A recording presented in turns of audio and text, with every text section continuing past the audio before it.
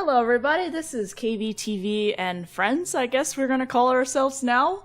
And we're doing something a little different today.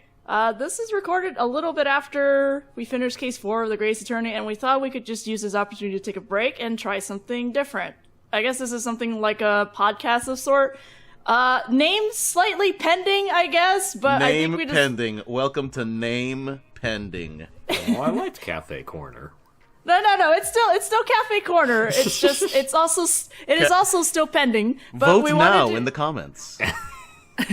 Well, yes, do that, but also leave comments too, because we would like to get some opinions about this idea. We just wanted to try for fun because we have a tendency to just talk in between recordings about things, and I was like, you know what, why don't we just turn it into like a podcast of sort where we just talk about video games and things that we've been doing. And it's amazing what happens when you have opinions. I like video games. I That's too my like opinion. video games. Yeah, so Cafe Corner is basically the name I'm thinking of at the moment, just because it is kind of supposed to be just kind of a relaxing conversation among friends, just to talk about. At the moment, the format is we just talk about games we've been playing or have finished recently, and if there's anything in the game industry-ish that we want to talk about. And that's pretty much what we're going to have for now, and we'll see how that goes. So I think we're just going to start with... We should probably introduce ourselves. Yes, I was going to say that. Oh, I thought you were going to jump right into the topics.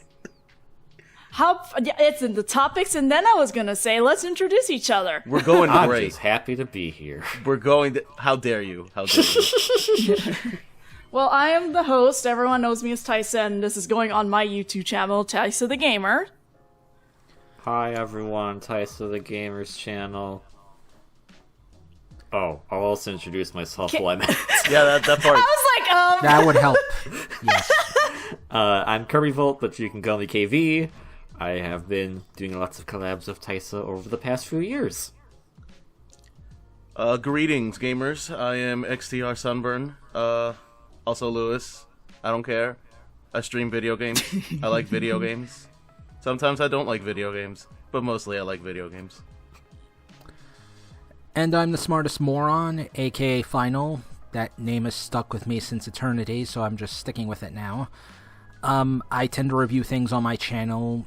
Been trying to take a bit of a more relaxed approach with things, but I generally try to focus on the story. We're all just happy to be here. I like stories. Oh, I guess I do things on my own YouTube channel too. But Also, that's play besides Skies the of point. Arcadia.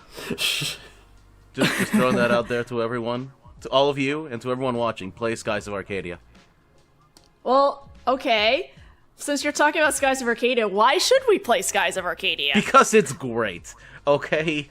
It's wonderful. Okay, listen. I'm not a big RPG person. I have a short attention span. I have ADHD. There's not very many RPGs that grab me. Skies of Arcadia is very simple, very colorful, the plot is easy to follow, and the characters are really interesting. It's also got a neat gameplay hook where you are sky pirates and you do sky pirate things. And by sky pirate things, I basically mean every shonen anime you've ever watched about the power of friendship and, fighting enemies and turning them into your friends and all that stuff. So it's One Piece. Yeah, it's One Piece. It's basically One Piece, okay? Okay. But so, Sky Pirates. Okay. Okay. It's One Piece with sky pirates. I was going to say One Piece before One Piece, but I'm pretty sure One Piece started before 1999, so I don't know. Yeah, One Piece started in 97, so... Oh my god. Oh, so close! It's One Piece. You ever want to play One Piece as a video game, but with a character that doesn't have Rubber Man powers, and also it's in the sky? There you go. Okay. Skies of Arcadia. I'll Play play Skies it. of Arcadia. I'll play it, but here's my caveat. Okay, what? I want the Yakuza devs to remake it. Oh. Yeah, I wouldn't hold your breath on that. Dang it. I don't think that's going to happen. Dang it. You heard it here, Sega. Remake that game. Yeah, that's right. We have so much clout with Sega. Hey, Sega. Remake Skies of Arcadia. You know what? I'll be happy if you just re-release Skies of Arcadia. Just like, okay, hear me out. Take the contents from the GameCube game, put in the soundtrack from the Dreamcast game. That's it. That's all you need to do. Done. Release that. just to let everyone know, no one is sponsoring us. We're not sponsoring Sega or Skies of Arcadia.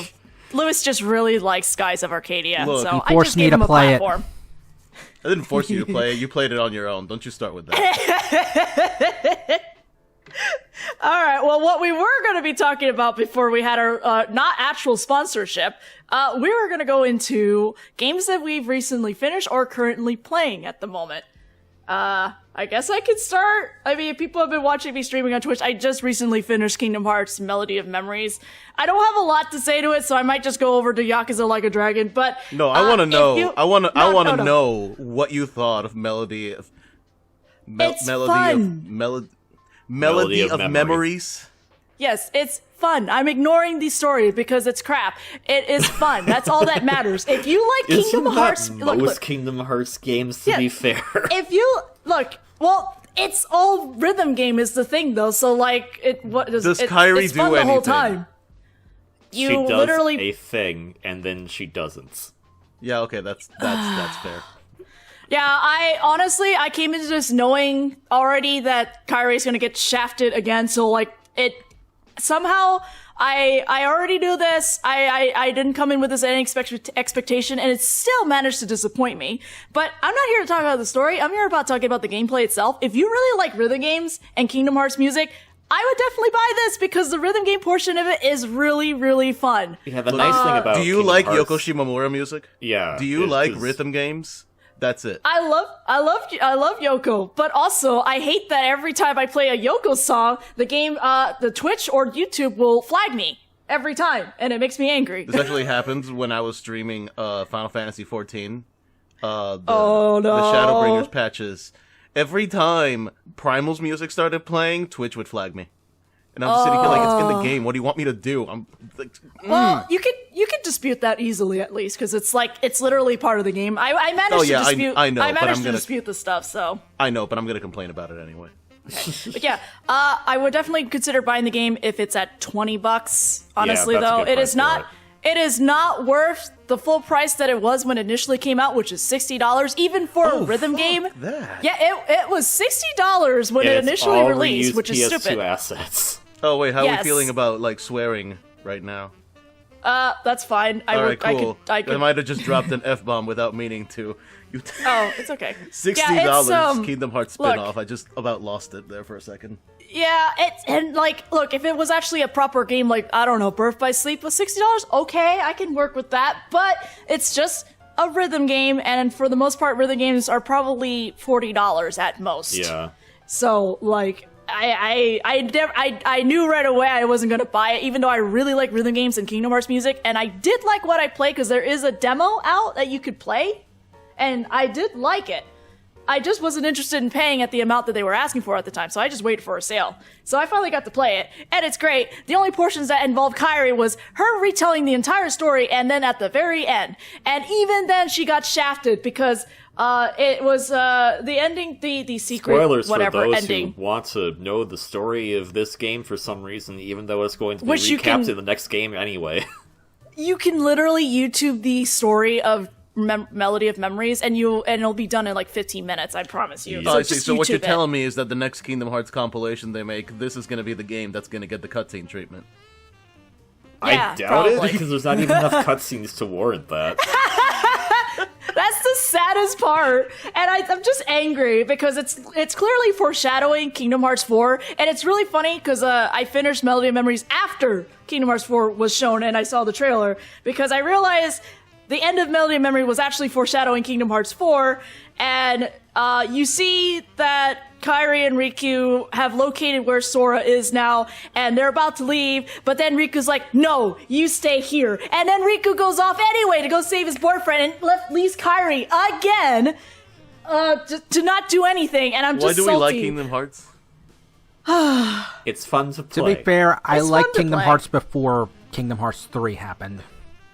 Yeah, And I think those Kingdom other few Hearts... games. I liked the I- first I- game. It's the only game I played. I'm so glad about that. I think 2 and then Birth by Sleep were fine, but then once it got to 3 and then Dream Drop Distance and such, it's like... Dream Drop I- Distance is I don't basically like it. it was art I played 2 first, so I have a very negative opinion of the first Kingdom Hearts game because the combat in that game sucks. Oh, it's so jank. It is so jank. Yes, but See, I'm fine because it's the only one I've ever played, so I don't have to worry about anything else. I'm good. I would say I live in my happy little ignorance bubble where I don't have to think about anything about Kingdom Hearts past the first game. It's like, oh man, what a great standalone game that did not have any sequel baits whatsoever. I mean, I didn't really have strong opinions about Kingdom Hearts anyway up until Kingdom Hearts 3 because I'm kind of more... I like Kingdom Hearts, but I'm more of a casual person who just plays the main games and then Birth by Sleep. That's all I played. I know there's other ones. Oh, wait, I did play Chain of Memories, but even then, it's like I skipped a lot of the side stuff for like a long time. It's just like I'm very casual with Kingdom Hearts. Look, I'm just like, haha, Disney references go soon. But really, the only one I started having strong opinions about was Kingdom Hearts 3, just because it was extremely underwhelming for a game, and I wasn't happy with it. Back at Birth by Sleep of even before that, and at that point I just went, well, do I like playing this game? Yes. Do I care about the story? Hell no. Am I gonna riff tracks this entire thing? Yes. Yeah. So when Dream Drop feel. Distance came out and they threw in the whole time travel thing, I was like, oh boy, this is gonna be a fun load of nonsense. Hold on, there's time travel? I thought they were just going through dreams. You know what? I'm gonna stop you right... No, I'm gonna stop you right there. I'm gonna stop you right there. Would you like to know how time travel works in that game? It's very bizarre and doesn't make sense. No. Stop. So it's convoluted like the rest right of the now. games. Got it. You stop this. We're gonna stop right there. I'm sure the YouTube comments are already going to roast us for our Kingdom Hearts opinions. I don't care. But... before we get into an entire tirade about how the plot of Kingdom Hearts is completely nonsensical... How about Yakuza Like a Dragon? What have you been playing? Instead of the state of Pokemon, which we were going to go into at some point, it's going to be the state of Kingdom Hearts the series. No, anyway, what else have you played, Taisa? Who wants? Well, I think I went on quite a bit of Kingdom Hearts, so someone else go before me. What did you play, KV? What did I play? I guess we'll do it in the same order we introduced ourselves. Yeah, let's do it. Oh, well...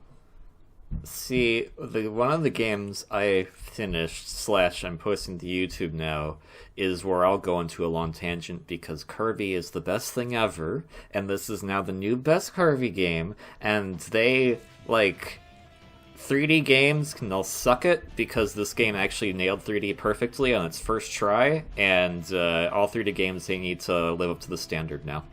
This is an incredibly objective opinion, yes. Yes. Damn. Incredibly objective. I understand completely. Completely objective. There's no subjectivity. Subjectivity. There is no subjectivity here. None.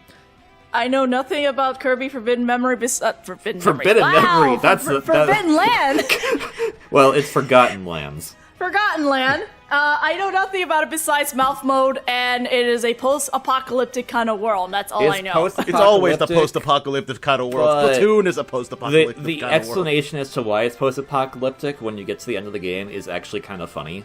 It's not what you think it is. It's not, tragic. It's just kind of I guess that happens. Well, don't spoil it too much. I won't. That's it. That's all I'm going to spoil. I don't know. Forgotten Land has been... How long has Forgotten Land been out now? It's been out for... It'll be out for a month come tomorrow. We're recording this on the 24th of April. Okay, well, by the time this comes out, it'll be a month and a half. Maybe it's okay, unless there's someone in here who really is very, does not want spoilers? I mean, I'd like to play it at some point. Yeah, so okay, alright, there you go. I didn't want to I am excited by 3D Kirby, but I don't have the money for 3D Kirby, and I also have so many other games. That is understandable. That's... And the unfortunate thing about Kirby is that it is a Nintendo game, so Godspeed finding the game on sale at any point. I am an adult. I have so many things to do, and none of them are play video games, which is why I have to make time for them. That is why I basically was like, I'm gonna take a week off from work for a vacation. What vacation are you doing? Special vacation for me. The vacation was playing Kirby the entire week. You're doing some sightseeing. That's the answer. Because that's not wrong. You are sightseeing. When Smash Ultimate came out, I took off a whole week from work. And my coworkers was like, "Oh, what are you gonna do?" "I'm gonna stay home and play video games." Peace. I mean, I was also recording it too, so I mean that's part of it. So I had to space out what I was doing because there was a few days where I was like, I want to keep recording. My voice was like, "You're gonna die," and I was like, "But I want to keep playing." But what a way to die, huh? Yeah. Well, anyway, if you want to see KV play Forgotten Land, he's uploading the videos on his channel right now. Yeah. I know this because I've seen it. So yes, it's over there. If you want to know Surprise! stuff. This entire podcast is really just an entire ad. I Yes. mean, aren't most Kind of. podcasts kind of? They're an ad for Yeah, I the was people gonna say, who are in the podcast. Don't forget to like, comment, and subscribe, and hit the bell icon to stay notified of all our latest videos. Please, it Number really 10. helps the algorithm. No, really, it helps the algorithm because the algorithm is shit and we're trying to fight it. Anyway, but also, I guess we should have mentioned at the beginning of the stream, potential spoiler warnings and stuff just in case, you know. I mean, Melody of Memory is not like a new game, but, you know, just in case. I try to be pretty good about if it's recent. That's why I was just like, here's the thing. Yeah, Melody of Memory is at least... But that came out like last year, right? that came out in 2020. 2020. Oh, yeah, that's... Okay, I'm pretty sure the spoiler on that one, that's been lifted a while ago. But yeah, Kirby's recent. Kirby was last month. Yep. Okay. But anyways, to cap it off, I really like what they did. I'm kind of curious to see if they'll go the route that the previous Kirby game did, where they add in more content later. It's a pretty full game as it is, but I'm curious just because how they approach abilities in this game. At first, I was kind of put off by it, but from what they did, I was like, "Oh, this is really cool." And now it makes me think, like, what if there were these other abilities in the game too? What would they do with those? So I'm very excited to see where they go from here, especially because they have been. A lot of people are like, "This is the first 3D Kirby game." It's actually not. No, it's not. Yeah. No, I know this, and I played like the 64 Kirby game. Well, what? No. But that's no. They meant Kirby in a 3D space. Kirby 64 is still a 2D game. By that logic, it's not a full Kirby 3D. Kirby plays like a side scroller. Kirby 64 plays like a side scroller. Correct. But it has 3D modeling for everything, but it plays like a side scroller. Yeah, and that's been most of the recent Kirby games as well. But what I mean is that there's some other spin-off games or parts of like the previous mainline Kirby game Star Allies that do have segments that are in a 3D space. So they have been really practicing for this before they went into their first foray, and it really shows. That's Come on, have you never played Kirby Air Ride? Come on. Kirby's I played blow Kirby up Air less. Ride, and it's pain. I played Kirby Air Ride. It was pain. I'm gonna be honest with you. I've only played Kirby 64, so I'm just. No, I'm with you. I've only played Kirby Kirby Air 64. I played. No, I mean, like, I don't know. I don't have any context for whether that's good or bad or whatever. I've only played Kirby Air Ride has a different It's funny, control 60 scheme that you would expect. That's about it. But Well, if you get yeah. used to it, it's fine. It's weird. Nintendo 64 was actually the only time I actually played any of the Kirby games, which was 64 and Air Ride, and then that was it. I never came back Air to Ride it. was GameCube. I liked I don't- combining lightning and ice and turning into a fridge. Like, I don't have anything against Kirby. It's just not on my list of game I need to play, you know, kind of thing. So, like, maybe if my list of games I still need to go through drops off, I might be in the same spot with Lewis where, like, I'll give it a try when I actually have time to play it. I will play Kirby at some point. It will happen. I don't know when. I'm sure he will be patient and wait for me. He is nice, friendly. He is nice, yeah. friend shaped like that. It's Nice also and co-op. friendship. He brings a friend with. Does he bring Waddle Dee? Yes, he brings Waddle Dee. Aww. So it's everything you've ever wanted. Yes. Hey, wait! Lewis, you could play with Jen! I could play with Jen. Yeah, do a co-op with Jen! Yeah, Wait, but what? I don't have it. You forgot the part where I don't No, have it. I know you don't have it right Later. now, but like later. We're talking about later. We're planning for the future, man. Okay, fine. All right, well, that's KV and Kirby the Forgotten Land. I'm gonna make sure I don't say Forbidden Memories for whatever reason. Lewis, Kirby and what have you he been got into doing? Kingdom Hearts for some reason. Yes. Oh god. I There you wouldn't go. be You came up with a surprised. new title for a new game. I mean, they've already met in Smash, so you know. Anyway, Sora and Kirby, I mean. Anyway, Lewis, it's your turn. What have you been I finally playing? finished Undertale. like completely, because Like you did do a pacifist. completely, You did all the yeah, routes. you did a normal pacifist, and you just recently finished the bad ending. Oh yeah, I did neutral. What's the name of that route? I did Genocide. neutral, pacifist, and then genocide. Oh, the genocide route. Okay, I was And like, what what I is have the actual learned- name for it?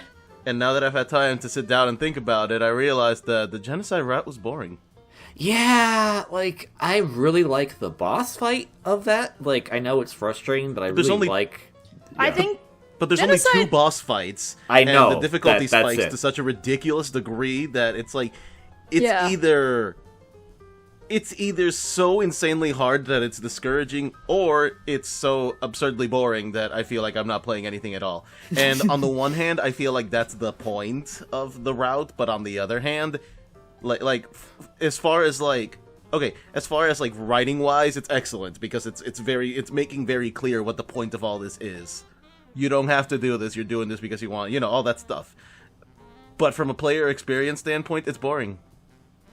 Yeah, It's boring. I feel- Like the pacifist route was way more exciting, and that makes me think if someone booted this up normally and played this game normally, like a normal game where you kill the monsters, this is probably what their first experience was going to be. I feel like the so- game... that's- unless so that- you- Okay, go ahead, sorry. Sorry. I've had this thought for a while. So I feel like someone playing this normally, they're going to have a similar experience to what I did when I did the genocide route. Maybe not completely, because I don't know how many dudes you gotta kill to get that same experience, other than everyone. I mean, I killed everyone. Well, that's the thing. You have to kill everyone to get the proper genocide route. If anything, they'll just get a neutral route. There's no way they can do genocide route unless they know that they have to kill everything in that area. And I think you know that you've killed everyone because I think the music Yeah, changes. the music changes, yeah. Yeah. And So, think about yeah. it, I'm if you're doing that curious. if you're doing that your first run, you just assume that these are random encounters. You don't think, oh, these are all unique. Yeah, that's what I'm thinking, and that's what makes what I'm about to say fall apart. But at the same time, I wonder if, genocide route is supposed to be how the intended first playthrough, so that when you go play a pacifist route and realize that it's a lot more fun, then that becomes tainted thanks to the ending of the genocide route. It's And the game Unfortunate- remembers. Unfortunately, I played it backwards, so... no. I did Or maybe pacifist route or maybe too. fortunately. I think the genocide route you need to kind of understand to do. I don't think anyone could just come up about that casually, especially because as you're going through the game, when you meet certain characters and you realize, oh, this is a boss fight, you're kind of like, well, do I actually want to beat this character up? Like, that occurred to me when I was playing through the game blind, and I was just like, well, I'll beat up Torio because, yeah, that's the boss fight. But when I got to Papyrus, I was like, well, I kind of like this guy. I don't want to actually kill him. And then I had to learn how to actually spare him. You went on the best date of your life. Yes. Oh man, That I was- forgot what I was gonna say. No, nothing gave me pure, unadulterated joy like petting Lesser Dog. I spent 15 to 20 minutes petting Lesser Dog. Is that the dog that stretches his neck? Yes, Or that's was the that dog later that dog? stretches Okay, his neck. Good. I spent 15 to 20 minutes doing that. You know what? I think genocide route could probably be better as a boss rush mode. And by the way, I Because that's realized really- that's I really realized all that you're I'm late doing. I realized that I'm late as hell to playing Undertale, but hyperversion Oh, is a who real cares? thing, and for 5 years, I just refused to touch Undertale. So That's the fact fair. that I even played it to this degree is a big undertaking for me. Yeah. That's okay. To go back to something I said earlier, when I said I like the boss, I only said one. I hate the Undine fight. That can just go to hell. I like the Sans fight because I find that entertaining to it at the very least. I understand it's supposed to be balls to the walls hard, but I kind of enjoy that, and the fact that it's mostly a platformer it makes me like, oh, this is actually I enjoy this. The Undine fight though, that can go. It took a while to get in. Sorry, I didn't mean to interrupt. No, you're fine.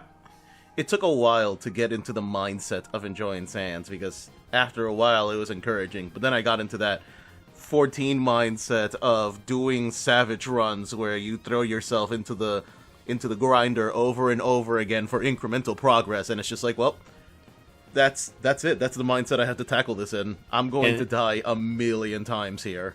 Yeah, and that comes from me playing funny I bring it up, but that comes from me playing all the Kingdom Hearts games on critical mode, where I'm just used to the, like, I have to redo this over and over again to actually progress. So I'm used to that. But outside of that, yeah, the rest of the game's boring. Because it's just kill everything. Which is why I said I think maybe Genocide would be more interesting as a boss rush mode where you're just fighting the bosses, because there's really nothing going on between there. Yeah, but I feel like it's that, a lot. that There's would a lot go of there's a lot of empty.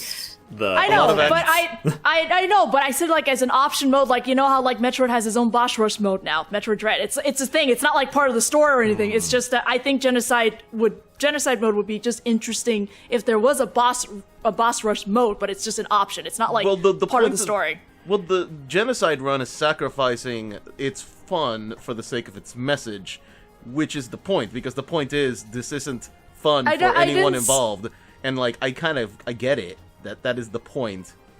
So, like, I get why this exists. I get why it's built the way it is. I get what its intended outcome is, but... Yeah, like...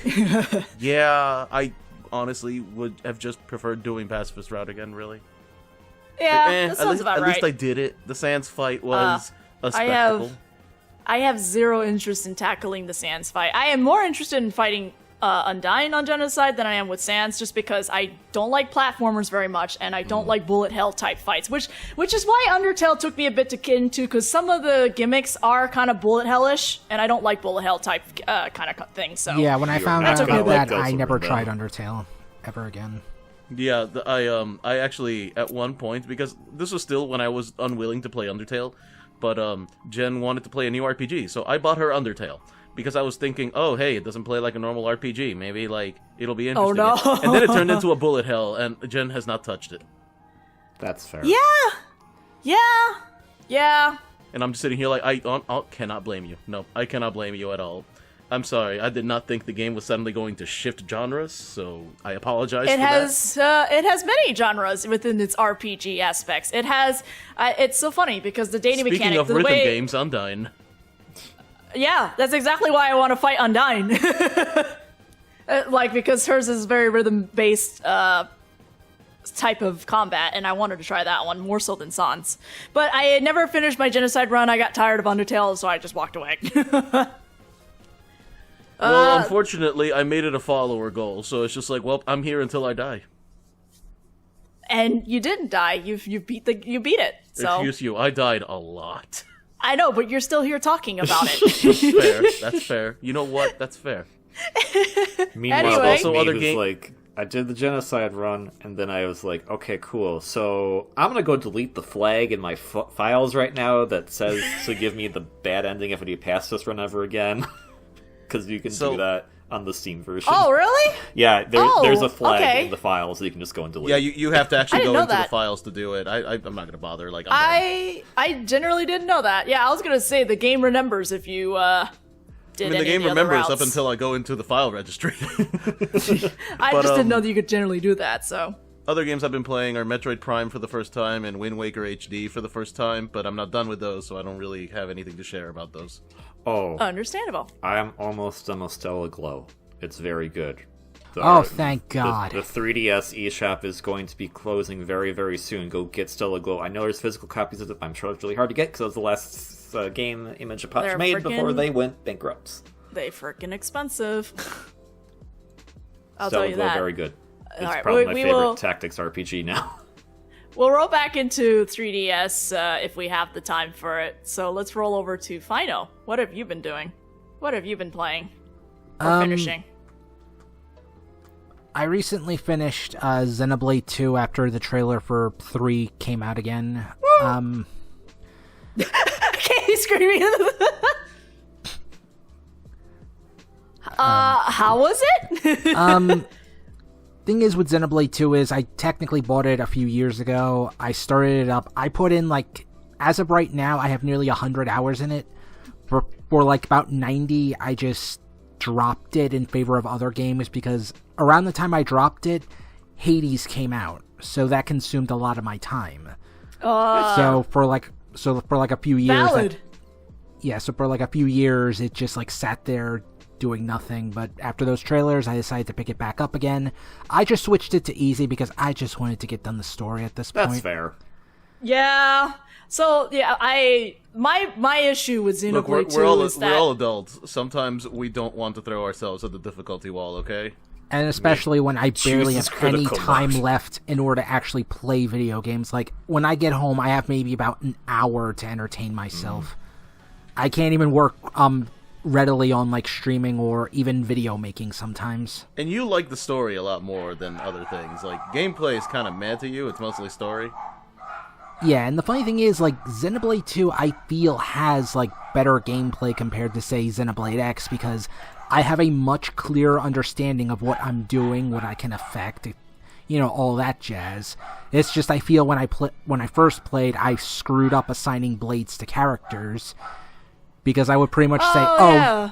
pretty much like I designate, okay, you handle only tanking, you handle only healing. Then eventually I realized, wait, if one of those roles dies, I'm kind of screwed. I did not think this through. I don't know. They go here. I don't care. I don't know. I feel like it. Maybe I just had an easier time because when I picked it up, I had all the extra stuff that came with it, all the freebies and everything. Oh yeah, so the I had a ton of summons and stuff, but also like I didn't go into it thinking too hard about it either. Like I kind of like locked people into stuff like that. I don't remember if I like super died or had a hard time or anything other than besides me accidentally walking into something. So that's just kind of asking to get killed, kind of thing. But otherwise, no, I didn't have an issue even when I just kind of locked people for certain positions. Unless it's Yeah. birds. Oh, fuck birds. Fuck the birds. in Fuck this game. birds. No, Fucking really, birds. fuck the birds. I really hate how much more range that the roaming, like, elite monsters Yeah, that's one of the have in issues I this wanted to one. bring up, because, like, I can't tell when an enemy is aggressive or not, compared to, like, the other games, because, you know, there's usually an indicator like, oh, there's an eyeball. If this enemy gets into your sight and you're a certain level, it will start chasing you. Enemies, I feel, don't have it here. Either that, or I'm just not seeing it right, because... I think there is an indicator. I think but, there is. It's just my- not as obvious. Yeah. Yeah, my problem is I'm walking and the enemy's just off my screen that I just kind of miss it. And this is why I hate the birds, because like they're up in the sky. I don't see it up there. I'm not looking up there half the time. So Yeah, that's their range of roaming is like so much wider in this one that it's really obnoxious when a bird, like a high level enemy bird, catches me. Yeah, that's the other thing with, like, higher level enemies, because, like, there are points where I'm wondering, okay, where do I go? What do I do? This seems like a safe path. Oh, wait, never mind. There's an level 89 monster just casually walking and running through places faster than me. And I'm like, okay, thank you for punching me to death, good sir. Like, I'm lucky that death has no consequence in Xenoblade, except, well, fuck, I gotta walk all that way again now. Thank you. Yeah.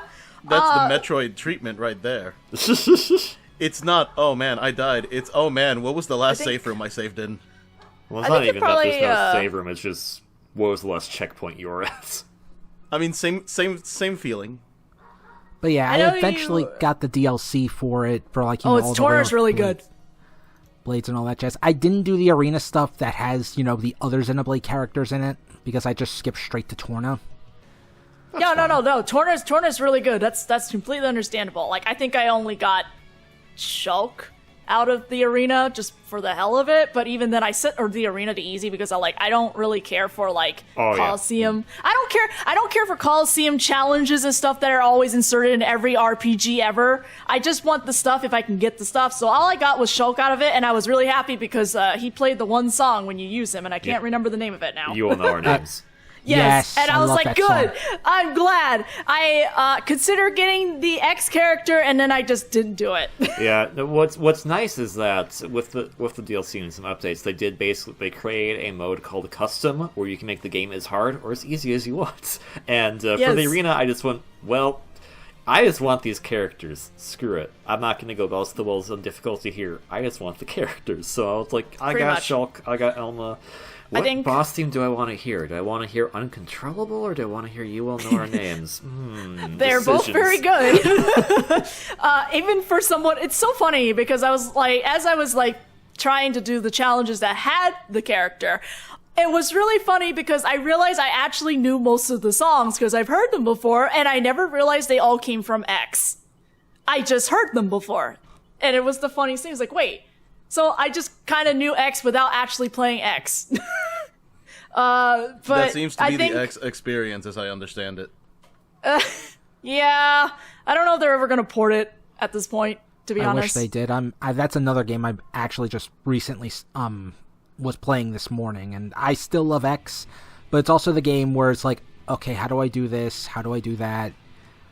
I like That X, kind of but thing. I feel that they overdid a few things for exploration, and the story is kind of like, what are we doing here? I think... But other than... Go on. Sorry, go on. Oh, I was going to say, well, other than that, yeah, that'd be cool if they had a port, but I'm, like, wondering, because remember, X, when it first came out, even for the Wii U, technically, the Wii U still couldn't handle it, which is why you had to download another patch for the game that you'd have to put on a freaking external hard drive. So, I don't know, like, if the Switch as it is can how they would actually optimize handle, it. Yeah. Yeah, I've heard this things, and it's like, it seems like a challenge for them to move it over to the Switch at the moment. But hey, if you have Animal Crossing New Leaf, there's an item you can get that has a Wii U game display case, and the Xenoblade Chronicles X is one of the games. Really? Yes. For New Leaf, not New Horizon? For New Leaf, yeah, because these are specifically stuff that was part of the Amiibo expansion that You know New what? Leaf got. Maybe I had it, but I didn't know what it was because I wasn't big into Xenoblade yet. Like, I'm late into You the had to Xenoblade play a thing. specific minigame in order to unlock it, so... Oh, then I definitely have not didn't. played a single Xenoblade game. I'm just happy to be here. Pick it up sometime when you have the opportunity. Just add it to your list of games to try along with Kirby, because it is pretty good RPG. Kirby is shorter, so definitely maybe you surprised want me. to play that one first. Play what? Kirby is shorter, so maybe you want to play that one first. Well, yeah. See, that's the main thing with So, RPGs, here's the thing. the length. I do No. not like the length. No. Here's the thing with Xenoblade 1. I think the length for that one is perfectly fine. The length in 2, on the other hand, I think that's probably why I was rushing through Arena, because by that point I was pretty much tired. Like, it is such a lengthy game. My issue with 2 is that while I do enjoy the game, the story, and the gameplay itself, I do think I think it's bloated with a lot of stuff. Yeah, because that's the thing, it's too because much. at times it feels like this was supposed to be a gacha game, but instead they made it into a full game, just because of how blades work and acquiring some of the rare ones, and being a, big Xenosaga fan, I'm like, I just want Cosmos, just give me Cosmos, just give me fucking Cosmos. I still haven't gotten her yet, I'm just like, okay, well, I can get Telos on a next playthrough at the very least, because her rate goes up higher, but that just frustrates me, and... Yeah. No, I feel you on that. I feel for the people who are also Xenogear fans who do play Xenoblade, knowing that you can get Cosmos, but it's hidden behind a gacha, and the rate is stupid. Did you mean Xenosaga? Yeah, Xenosaga. Yeah, I haven't because played they any can't of do those, anything so. with Xenogears thanks to Square Enix. I was gonna say Xenogears is something else entirely. Okay. At the rate they've been going with the story, apparently, from what I'm understanding at the very least, they are trying to make all of them connected Square be games. Yeah, they do like cheeky references to Xenogears, like Xenosaga did with one of the child kids who looked a lot like the protagonist of Xenogears. But they just try to do it a bit cheekily without actually, getting Square Enix bearing their fangs down at them or something. When are they Square gonna connect Enix, it to who Project didn't even Cross like Zone? that they were making that game in the first place. Who are they going to connect the Project Cross? I can't wait until the end of Xenoblade Chronicles 3 when the end credits scene is just Reiji and Shamu show up out of nowhere. The funny thing is, technically, I think Xenosaga is... Yeah, because in Endless Frontier, technically Xenosaga is kinda sorta canonically part of Namco X Capcom. It's the most prominent of all the crossover games. Well, it's the same devs. Yeah, Monolith Soft is the developer of Project Cross Zone. Really? Yeah, Whoa, that's my understanding. I didn't notice that. So- That's the joke. That's why I'm making this joke. That's Oh. the joke. Whoa. Oh my god, Reggie and Jamu would have actually worked perfectly with the blade system. Or hell, even They really would. They really would. even with how we saw the gameplay in 3 with how characters are working in pairs. They would work together. Just have them after their wedding or something pop in, do a boss fight to unlock them, and they can we just gotta stop. use... No, I don't want to talk about their wedding. Oh, I'm so angry. No, stop. Stop. Oh god. Oh no. Wow, I have Monolith Soft to thank for me to play like Xenoblade and Yakuza series. Wow. Okay. Opinions have surfaced now. We are in dangerous territory. Well, no. This is fine because like once we were done doing the roundtable, we were actually going to talk about certain game releases. So it's a good thing we're talking about Xenoblade now, since I think Xenoblade 3 was on the list of things we wanted to talk because they just dumped another trailer and a release date. But we'll get on that once we're done with this tangent. Well, I was Who's ready for Project Cross Zone 3 on the Switch? It's kind of funny. Like people were like Monolith stuff. Oh yeah, you know they did the Xeno games. Yeah. But it's like no, Monolith they also Animal Crossing, Breath of the Wild. Yeah. Well, actually, Zelda games since Skyward Sword. Okay. Well, did they develop that, or did they just provide additional support for that? Both. Really? All right then. Yeah. That's why Skyward Sword has a much bigger emphasis on story in the first place, is because I believe some of the Monolith soft staff was working on the story for the game. Jen could tell you opinions about the story of Skyward Sword. So I'm just going to neatly brush past that. Mario Kart, Splatoon. Wait, they did Splatoon? I knew about Mario Kart, but Splatoon? Mario Kart and Splatoon share the exact same dev team. Oh. Okay. Yep. That probably explains why they just wholesale put like a Splatoon map in Mario Kart 8 Deluxe. Pretty much, yeah. Easy stuff, easy game. And I guess from that logic, you could maybe say ARMS, but I don't know for sure. Basically, they Monolith Soft has been in everything. they are deeply enrooted into pretty much everything first-party Nintendo at this point. Well, I'm pretty sure that's probably why Xenoblade Chronicles took off in the first place. Like, wasn't there like an entire campaign? So that's a different story. No, That's for the actually. campaign of getting into the West. Because Xenoblade 1 originally released for the Wii in 2010, and there was no plans to bring it over. But that was one. Wasn't that like called Operation Rainfall or something? Yeah. That was one of 3 games that they wanted to bring over to the West. I know the other one was, I think, The Last Story, and I don't know what the other one was. That was at Pandora's Tower. Okay. And the funny thing is, like, despite the fact that neither of them got the same amount of popularity, like, I hate The Last Story, but I know a lot of people who love it. And Pandora's Tower, I honestly really liked until it kept crashing on me. Oh. I've never heard of Pandora's Story, but I've heard of the other two. Like, that's the only context through which I know Xenoblade Chronicles. It was like that whole Operation Rainfall thing or whatever, which was like a campaign to bring the game to the West, and also it worked, but it was only available through GameStop on limited quantities.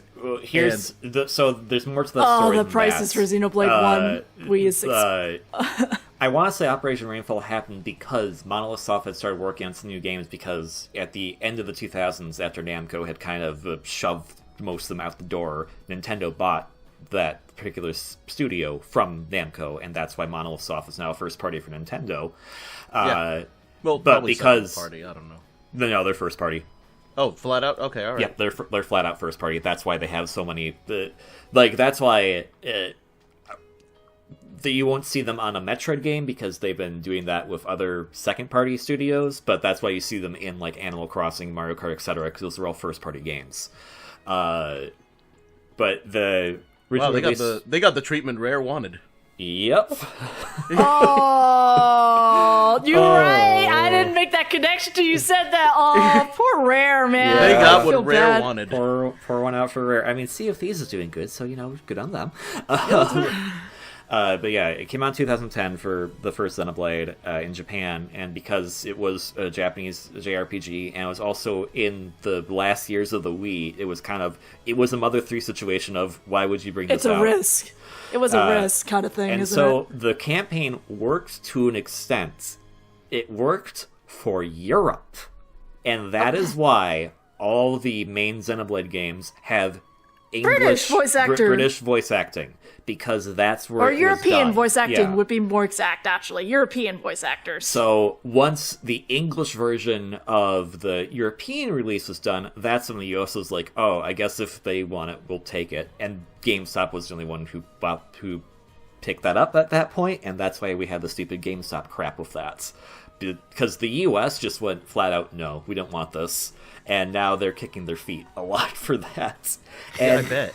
But to be fair, they were then like, oh, let's go all in on the next one. And the next one was Xenoblade X, which actually does have US voice acting in it, because partially because of the story in that game, which makes sense. But also they were like, oh, we're going to go all in on this. We're going to advertise this like heck. And then we were like, oh, wait, this is on the Wii U. Shit. Where's the Price is Right losing horn? Someone edit that in there. But from that, though, Xenoblade 2 is actually the best-selling game in the entire series. So it has basically like got skyrocketed of this is a big IP for Nintendo now. Yeah, I can see why people really like 2 is the thing. It's like it's a really good if you like JRPG sandbox type game, that's what Xenoblade 2 is. And it's I mean, if you ever do play Xenoblade 1 and you really like it and you decide to go to 2, I will tell you 2 will take you a very long time to get through just because of the way it is. Yeah, so no. I'm used to temper RPGs. your expectations. I'm letting loose. Because I'm telling temper your loose. expectations because RPGs. Look, this came out the same year where they were giving Persona 5 awards left and right, and I understand that I remember also that. very I mean, long. No. I mean, temper your expectations about me playing it because it's an RPG and I don't have that much okay. time. Okay, that's totally fair. Don't worry about that. Like, let me rephrase that. Well, continuing the subject of Xenoblade 3, which while I am very happy that they moved the date, I'm a little concerned that they moved it as early as it is now. I guess the game is done. The game is probably done, and they just had a launch window for it. I'm going to guess Splatoon 3 needed a little more time in the oven, and that's why the date. I think that's what people they are also speculating. delayed Breath of the Wild 2 to next year. So. But that was before that. That was way before this stuff happened. Basically, Xenoblade 3 had a release date that was supposed to be September. In the fall? It was in the fall, yeah. And it got moved to July. And Splatoon 3 was supposed to come out in summer, and now it's coming out in September. Which technically, it's before the actual first day of fall, but a lot of people consider September to be fall, so... Yeah, they kind of flipped the dates because here's the thing, like Xenoblade 3's date was confirmed, and then just after that, they also confirmed Splatoon dates, and it was suspiciously in September when, 3 was supposed to come out.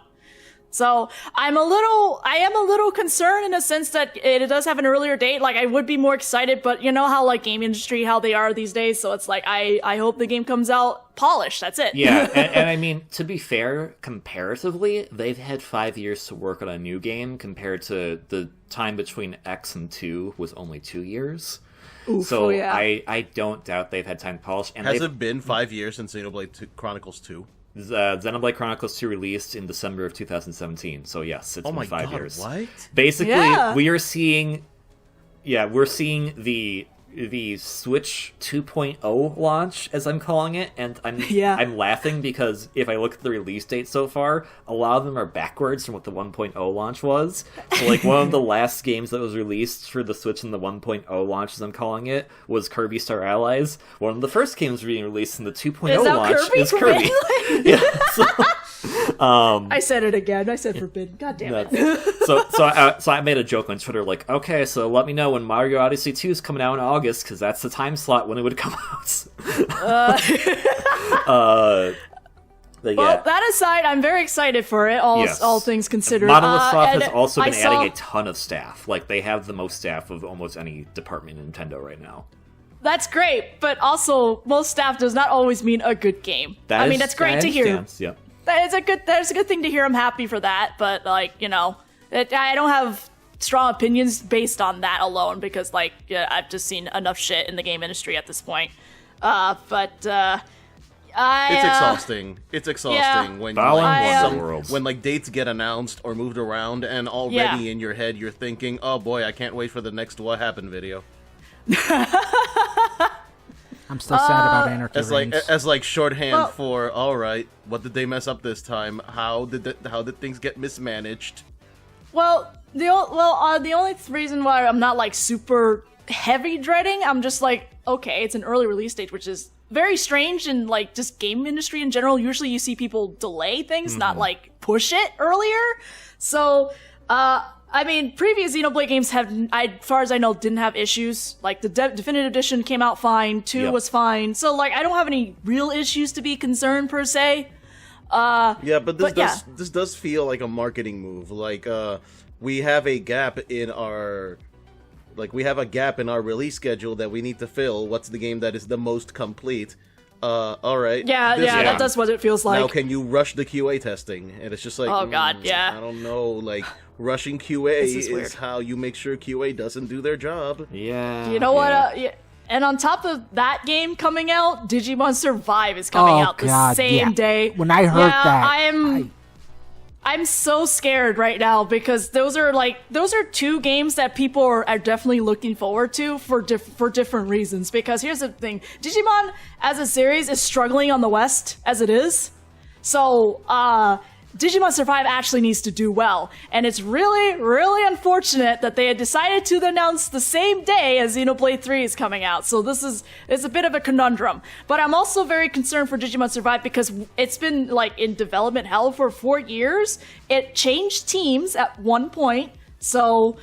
and as far as I know, we still don't have a lot of information for Digimon Survive, so I'm already really concerned for the game itself as to how it's going to play and such like that, because literally when they announced it, they just got the producer to sit down in an office and just say, hey, we're going to release the game with no new gameplay or anything. Like, the last time we saw... What? Sorry. What is Digimon Survive?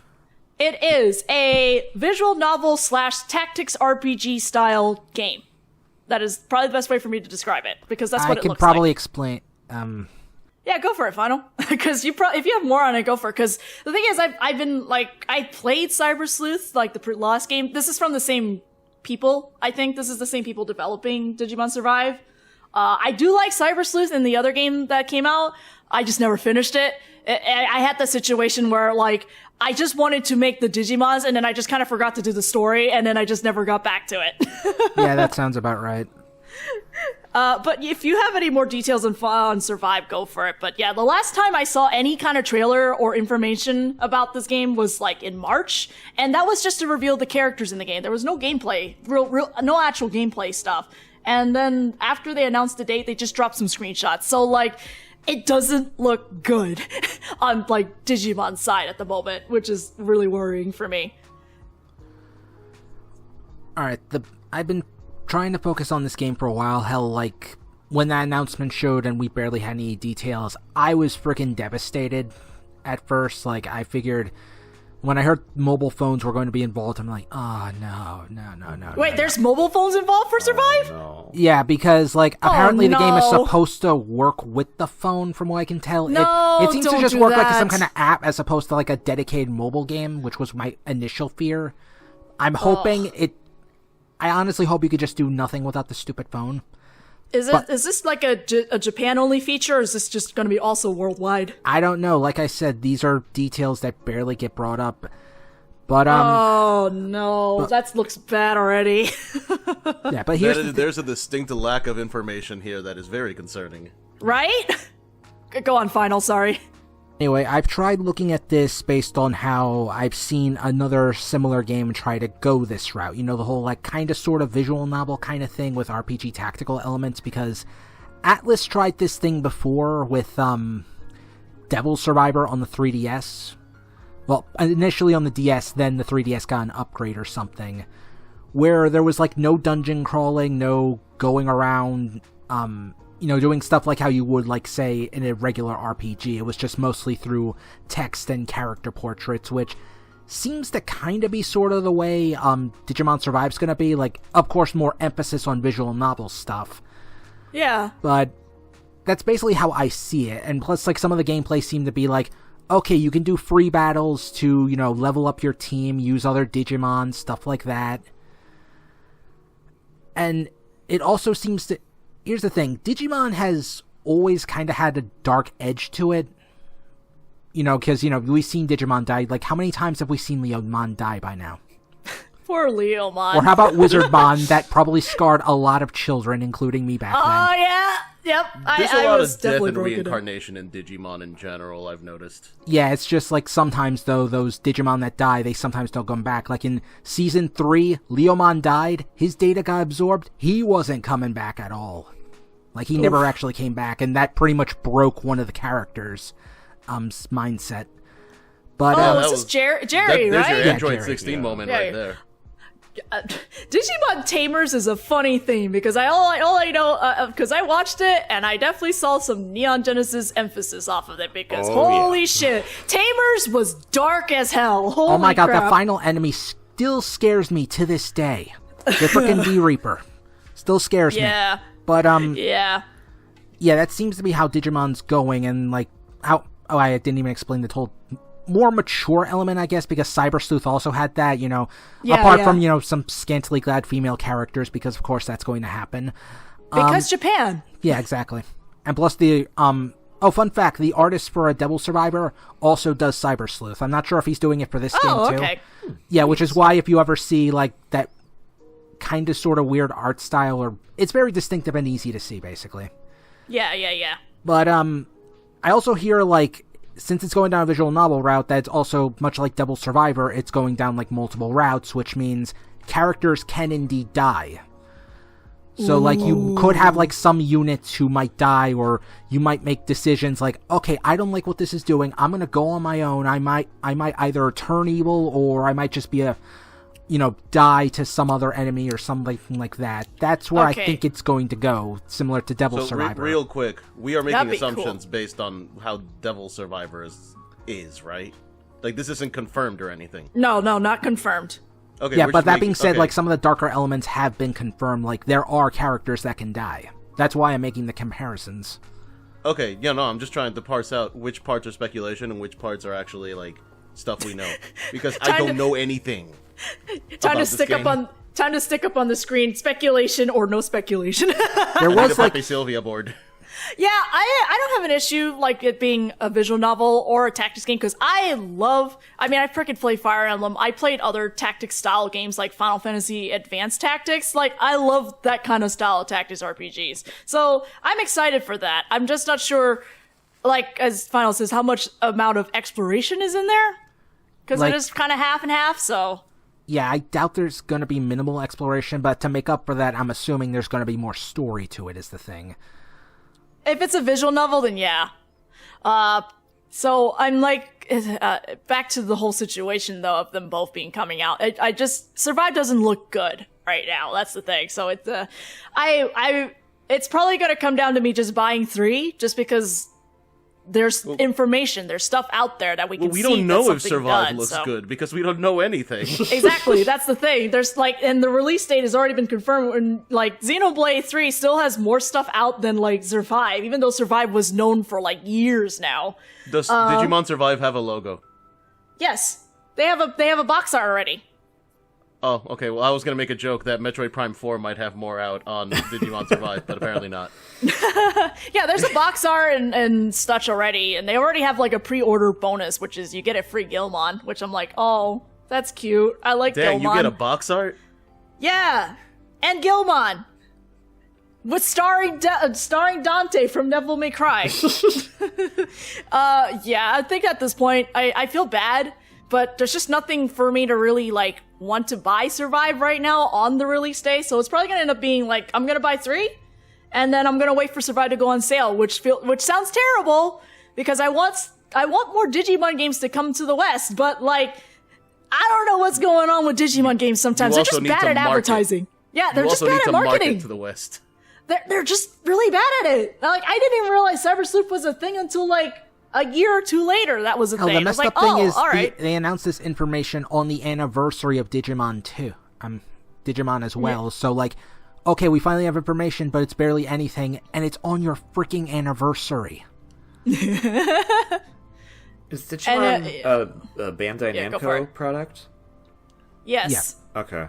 Oh. Technically Bandai, but then, the merged Bandai Yeah. Namco, so technically now it's Bandai Namco. So, my only thought is, well, I have seen Namco not market things well in the past. So I'm just kind of like, uh-oh. Yeah, that is unfortunately common With Namco Bandai? I guess because I'm not thinking about it, I think you might be right, because I'm like, huh, really? I'm like trying to think back of advertisement stuff, and I'm like, you're kind of right. I don't know, I feel like Tales of Arise at least was pretty well advertised when that was coming around. I feel like I saw a lot of that. Tales and Tekken so. are like the only things that get advertised in the West. All right, by gotcha. Bandai Namco. Okay. It's literally only Tales of games and Tekken games. And Tales for a Lucky while Dragon Ball almost went Fighters. dead, so... Yeah, Tales was pretty much about to die coming around Cesteria, actually. Actually, probably even before that, it was already kind of dying. So it's kind of in the middle of a revival at the moment. So you know what? Let them advertise Tales, because I'm happy to always have more Tales games. Anyways, final, That what are were you going to good. say earlier? I completely forgot. Oh, sorry. Oh. Was it... Wait, hold on, rewind back. What was Final saying and what we were talking about? Were we talking about Bandai Namco? Oh, we were complaining about like how the fact that Bandai Namco does not very frequently market to the West. Oh, that's right. It's because of that, like, the lack of marketing that I never really saw them more... Let's just put it this way. I never saw them in the same light as, say, Square Enix or something. Like as one of the major companies. With Bandai Namco, I always felt like because of the lack of marketing, it always felt there was kind of a risk. Slightly more of a risk when buying their games, because sometimes I like them, sometimes I don't, or I just veer away from them a bit. Yeah. Because there's just no information. Yeah, and they also had that recent logo change that makes their logo look like the most bland thing ever. Wait, okay, I gotta look that up. What? Oh god, yeah. Their new logo is not like so very it's a very modern thing to just kind of push for more minimalistic and simplistic geometric approaches Wait, this to pink- graphic design. This What pink does- fucking circle, that's it? Yep. And Bandai It's a Namco square. has Are you fucking kidding decided me? that their new logo is a square. Yeah, it's a rectangle square thing. Why? Okay, I only have one question, Lewis. Yeah. Is this better or worse than the logo for Street Fighter 6? To you. This is better. It has Because that. It has the little. it has notch a in color. Yeah. It has a color. That's fair. That's like that's, okay. Like look, that's not. There's not a lot. Like this is a low bar already, man. Like this, look, it's Street not a Fighter lot. 6 had one color and it was white, and I don't know if that counts as a color. At Street least Fighter Bandai 6 looked like Namco- it. They just took some element out of Photoshop and just said, "This is our logo." At least Bandai Namco has white, black, and pink. Or magenta. I'm sorry, magenta. And it has that I'm little just like, notch in oh. there, so it's not a complete square. It has a little bit of a fancy thing on there, but their previous logo looked a lot better. I'm not sure why they needed to change that. Yeah, at least this one doesn't look like that little S that everyone drew in the 90s, except shaped like Street Fighter 6. Alright, Namco Bandai, you just keep doing you then, I guess. You do you. You do you. Like, I mean, Alright. whatever, I guess, makes it harder to buy your games, I don't know, man. Alright, we got a little bit of time to do one more subject, which is going to be, yes, Uh-huh. Well, actually, I wanted to bring something up. yes. A Zero Striker Gunvolt 3 also comes out on the same day as those other two games. Oh, okay. What is Digimon that? has a freaking curse on it. Alright, I'm gonna give you the option. Do we want to talk about Sonic Origins? What? I don't really have much to say on it other than the pricing system is stupid, and that's it. Oh, wait, isn't that like a digital only game going for like $60 or something? 40. Is that 40 for a digital only game, right? Digital only, yes. I have Like, actually The no. I don't pricing have, is... Sorry, continue. no, go for it. Because I actually don't know a whole lot about Sonic Origins other than that information. So go on. Okay, well, I'll try to condense it, although try is the key word here because, I like to explain myself a lot. So, it's remasters of Sonic 1, CD, 2, and 3, and Knuckles. Ooh. They're widescreen. It's by the same people that did Sonic Mania. Or at least the same people that did Sonic Mania are helping. I don't know the entire logistics. You can play as Sonic, Tails, and Knuckles in at least 3 of these games. I don't know if you can in CD. Well, The they'll whole make it work because they advertised it. The whole thing is $40 for the base game, $45 for the base game plus DLC, and What? it's digital only. The Wait, pricing, what DLC? What? there's this chart floating around that basically breaks down the DLC, which that's already weird, but I don't think that's the weirdest thing here. Because after Anthem completely broke me as far as DLC charts. Yeah. But hold on. What is in the DLC? Because I didn't know there was a DLC involved with a digital game. There's a few.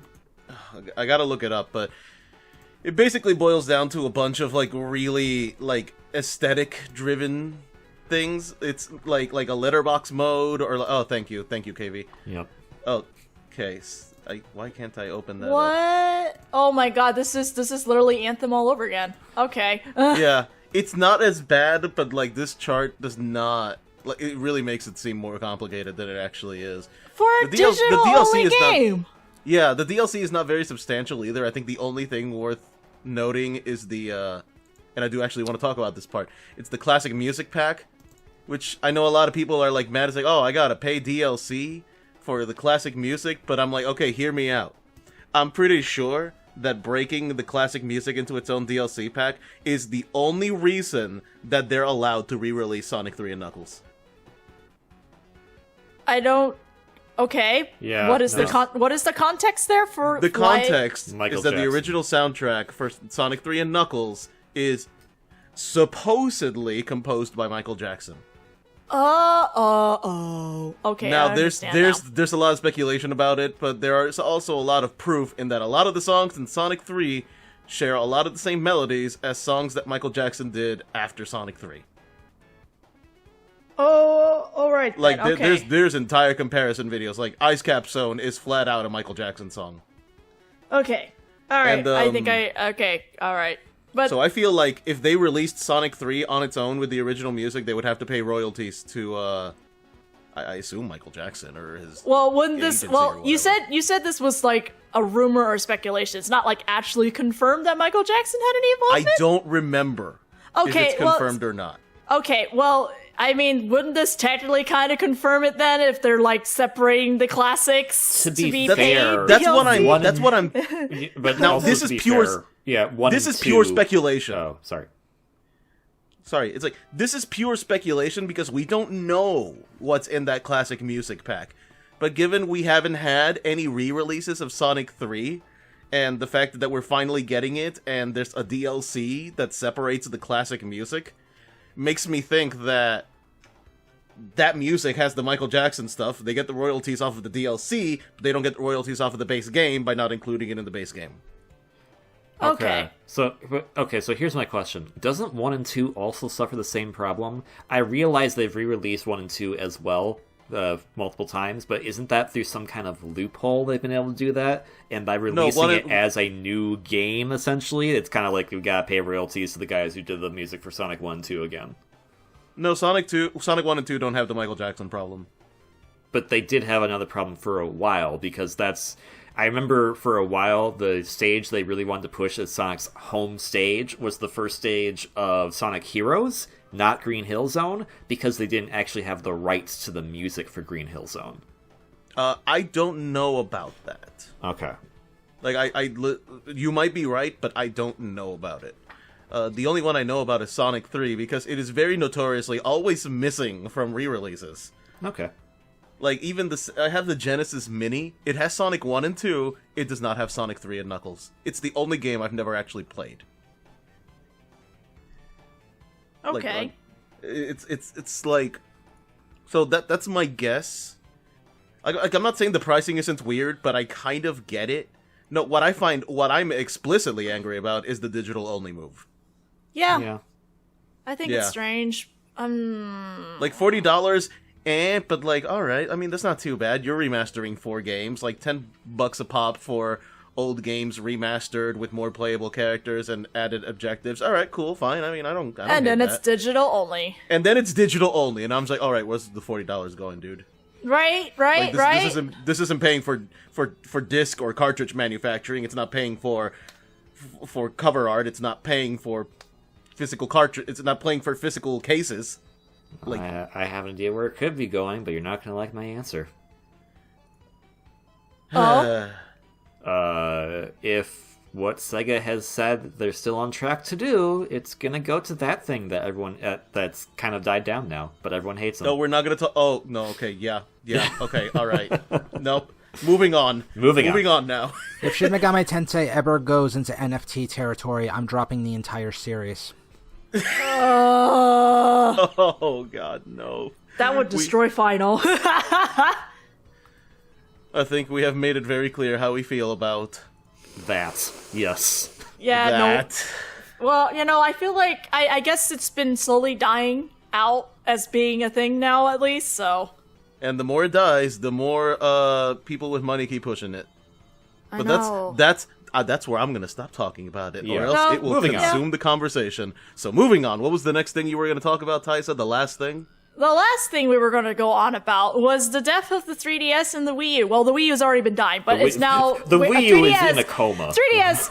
Look, it's on my list of things to talk about. I said Wii U and 3DS. 3DS is now on that list of things to die soon. So, Yeah. which is actually it's not officially dying until next year.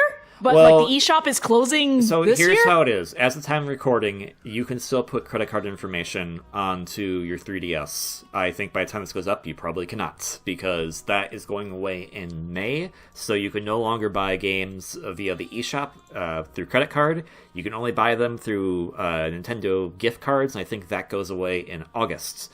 So then you have the next few months, whatever funds you have, to get stuff off the eShop before the eShop officially dies. What was the game that got me to get a 3DS? I'm trying to remember. Did we all have 3DSs? Yes. I did. Okay. I can tell you exactly what was the game that made me want to buy a 3DS. You're not gonna like the answer. What is it? Mega Man Legends 3. I am so sorry, Lewis. Pour one out. Pour one out. Pour one out. I can't even remember what was the game that got me to get the 3DS. It might have been a Pokemon game. It might have been a Fire Emblem game. I feel like it's one of those two that probably got me the 3DS. Awakening and Pokemon X and Y both came out the same year, so Yeah, it's the most obvious thing. I do. Oh my god, I put so much hours in Awakening, so it could be one of the two, honestly. Which is the most obvious purchase reasons to get a 3DS. I know I'm very vanilla when it comes to that, but I have quite a library of 3DS games now. So I think I really got the most out of it. I feel. And I mean, to be okay. fair, it's not necessarily that it's completely dead, because you can still get stuff through secondhand shops if they're physical. Yes. It's the Yes. digital only games that are going to be lost to time, and that's where the problem crops And up. see, that right there is why I don't like digital only. Yep. That's it right there in a nutshell. Yeah, people are the industry is just not very good at preserving digital Yeah. games, especially Nintendo. Honestly, Yep. and Nintendo always makes me angry, which is why I always try to get physicals, particularly when it comes to Nintendo, just because they're really bad at it. Yeah, I know. And then they because- get mad at people emulating games. Look, pirating games are bad, especially when they're still out. Yeah, but if they don't pirating exist a in new it, game, don't Yeah. do that. If it's a game that is $300 because it released 5 years ago and no one's going to sell you a copy of Phoenix Wright versus Professor Layton, emulate that. Or you can do what I did, Nintendo- in which case I was just Nintendo- there's a digital version of this. That's cheaper than the physical version. I'll just This take is the it reason right we now. can't play Skies of Arcadia legally. This is the reason we cannot play Skies of Arcadia legally. This is it. oh really? The last release of Skies of Arcadia was Legends on the GameCube. Yep. Oh, ow! Do you I'm know so how sorry. much a copy of Skies of Arcadia Legends on the GameCube goes for? A Do you lot know what of I had to GameCube do in games order go to get for it to a ton of work money. for me? I'm assuming almost as much as Fire Emblem Path of Radiance is going for. Well, you know what? I literally typed in Skies of Arcadia GameCube. The first listing, zero bids, $150. Buy it now, $200. Okay. 100. Okay, now I need to go figure out if it's I don't know. And that was just the first listing. There's more. Of all the high listings, I always remember Fire Emblem Path of Radiance and the old Doc Hack games because they usually go for Yeah, they just go for ridiculous I amounts. just I looked still up, have old hack games. Path of Radiance, depending where you go for. eBay, which I'm going to guess is not in box, $70. GameStop, $150. Amazon, $270. Price charting, $310. Path of Radiance is just all over the board in high pricing. Yeah. Oh my god, the highest I'm seeing is $400 for Path of Radiance. So there is a reason why I want to buy physical games over digital games, and why I have no qualms emulating what I can't buy. Yep. That is totally fair.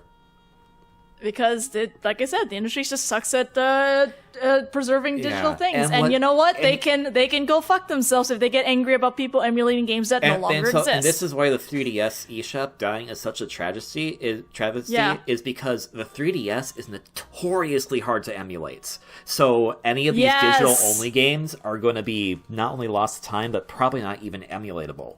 So, if there is something on the 3DS that is an eShop-only game, I would highly recommend picking it up if you can before the entire shop dies.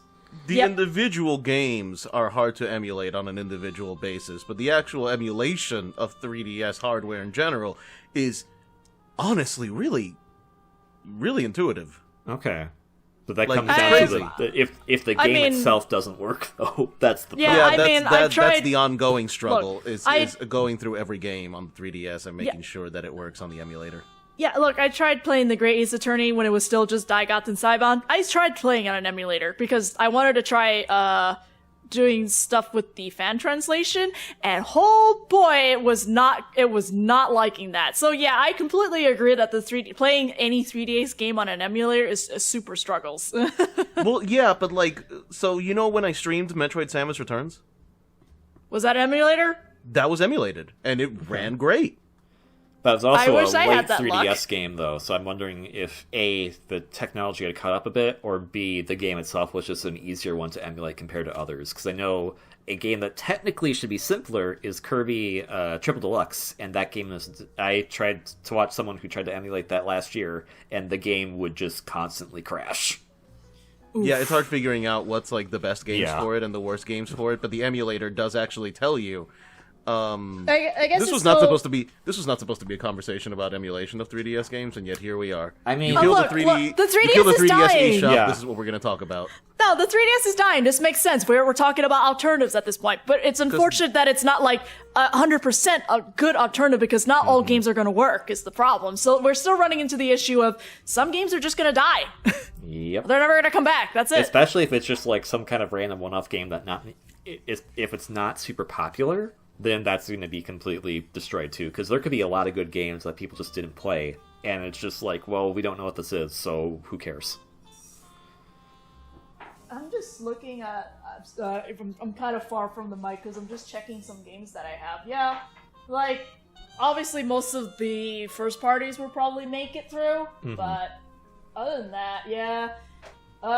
we don't know what's going on with level 5, so Professor Layton's probably dead in the water. Yeah, unfortunately. Well, and along with Yokai Watch is pretty much dead in the water. Wasn't there a 3DS game that Final was playing recently? I know you mentioned it at some point earlier, Final. When were we talking about it? Oh god, was it Endless Space? Oh wait, Infinite Space? Because I talked about that out of the stream when Matt McMuscles brought that up. Okay, I might be mixing it up. I was talking about Devil Survivor. In fact, let me go over some of the 3DS games I personally recommend grabbing. Because I got into this because of Project Cross Zone. Once I heard that, I'm I want my good crossover game. Give it to me now. I got a 3DS specifically for that. And Understandable. And Shin Megami Tensei 4, but yeah, as far as games exclusive that you can only get digital only, Level 5 has done a lot of good stuff for it. And plus, the games aren't even that expensive. Yeah, isn't Attack of the Friday Monsters technically a Level 5 game? Yeah, it's a cute little, I forget what it's mostly about. I just know it involves giant monsters or something, little kids playing around, stuff like that. It was an enjoyable little tale. Alright. Let's see. They also did Weapon Shop Deo Mass. It's a rhythm game where you're a blacksmith and you're forging weapons for heroes in order to slay the big bad. And right, I'm gonna stop you for a moment because I guess this is probably a good way to just close it out. I think everyone should just list what 3D games they feel like people should pick up. Okay. And we'll just go from there. So, Final, continue your list of games that people should pick up. All right. Let's see. There's another one called Liberation Maiden.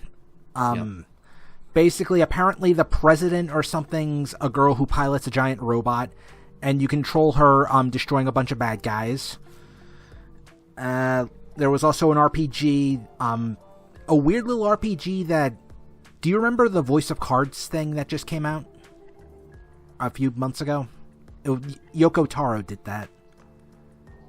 Like, does anybody remember? I've heard of it. I don't know anything. Yeah. I've heard of it, but I don't know anything about it. I would say that was on the 3DS? Wait, that's on the 3DS? Not the card thing, but like kind of the spirit of it. Like it uses dice and figures. Oh, characters. Is it that like D&D game? Yeah, Crimson Shroud or something like that. Yeah, okay. Yeah, I really recommend that one. That's pretty good, and it's also fairly short as well. And let's see, what else? If the Shin Megami Tensei games ever go back on sale, pretty much any Atlas game that goes back on sale, you can find it for dirt cheap. You know, Stella Glow, KB was just, talking about that earlier. Very good game. $20 on the eShop. I think it was on sale earlier this week, but $20 still isn't bad compared to what it would originally go for, especially if you're trying to get a physical copy of it now. Yeah. Yeah, and plus there's like Radiant Historia. If you like the Chrono Cross, Chrono Trigger series, it feels like a spiritual successor to that without being developed by Square Enix. And plus, I will always shill all the Shin Megami Tensei games. You know, Devil Survivor, Soul Hackers, which the sequel is coming out in a few months. And of course, Shin Sega, don't fuck this up. Yeah, please don't. But, yeah, Shin Megami Tensei 4, Apocalypse, Devil Survivor, Strange Journey. They're basically most of them are updated games from the DS, but they're also very much worth it. Especially because even if you wanted to hunt down the originals, you'd be better off just emulating it at that point. Mm-hmm. Yeah. But, yeah, for the most part, that's... Oh, wait, one random one, Dylan's Rolling Western. It's basically... Ooh, that's good. Yeah, like, I still haven't beaten it, honestly, because, like, I got stuck on one stage and, like, just rage quit. But, it's kind of sort of like a defense game where you have to, like, roll around as an armadillo trying to beat up enemies while protecting towns and whatnot. Yeah. I'm pretty sure he was an assist trophy in Smash. Yes, he was. Okay. Because I was like, wait a second, this sounds familiar. Alright then. We should go backwards since we started with Final. We should go backwards. Well, that would be me, and unfortunately, I don't actually know that much about digital-only games because that's fine. I make it a point to buy physical, and the few digital games that I do have are mostly either like little side games or re-releases of very old games. Like I have Metroid 2 on the Game Boy on my 3DS. That's still the only most recent way to get Metroid 2, so... Yeah, like, literally, it doesn't have to be just digital-only games, it just be 3DS games, because let's be real, they're gonna get really expensive, like, physically. So cool, buy Samus Returns. Yeah. Buy Metroid Samus Returns. Did you like Metroid Dread? Buy Samus Returns. It's good. That's the one where they actually implemented the stuff that we see in Dread, right? That's like the first one, right? Well, with the close-up cutscenes when you do like certain attacks and stuff like that. I know one of them was on a 3DS game. I just don't know which one. You're gonna hate when I say this, but that cinematic camera came from Other M. Oh, but, okay. but in like 2017 or 2018, I don't remember what year it was. 17, yeah, that's when Samus Returns came out, and it was like around the tail end of when they were dropping support for the 3DS because the Switch had come out that year already. And they made a Metroid game for the 3DS when the Switch was already out. So, gotcha. Like Metroid games are mostly a history of this game would have done well if only X didn't happen or X did happen.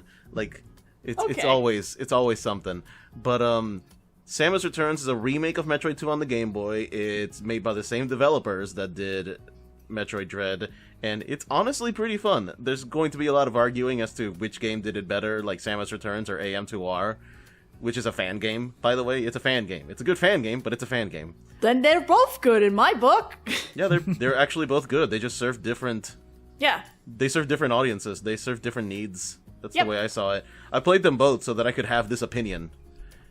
Gotcha. And it's just like, if you want to play like a game that feels like a sequel to Zero Mission, I mean, yeah, play AM2R. That's basically how AM2R feels. If you play Zero Mission, AM2R, and Super Metroid, it kind of feels like you've got like an artistically consistent trilogy of games right there.